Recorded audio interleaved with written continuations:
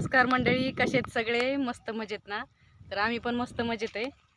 तर बघा, कालपासून कारभारी पाईपाचं तुकडं जोडत सगळे हे जोडत होते. तुकडं सगळे पाईप जोडून की आज असं जुगाड तयार केलं त्यांनी. मला न माहिती होता, मला म्हणले पण नाही की मी ड्रिप आणणार आहे आणि ह्याला टाकणार आहे म्हणून. तर बघा, असं त्यांनी करून घेतलं आणि नंतर त्यांनी मला व्हिडिओ कॉल करून दाखवलं. बघ मी काय केलं. मी त्यावेळेस घरी गेले होते भात करायसाठी शाळेचा, तर तेव्हा मला त्यांनी हे दाखवलं.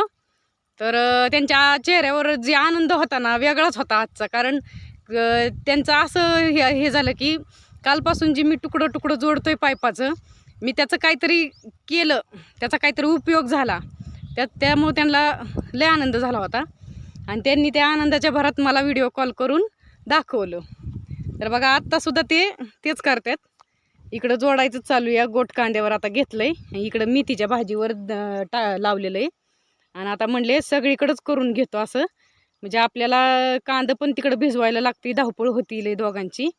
त्यामुळे ह्याचं पाणी दारी धरायचं टेन्शन नाही राहणार, म्हणून हे असं केलं आज.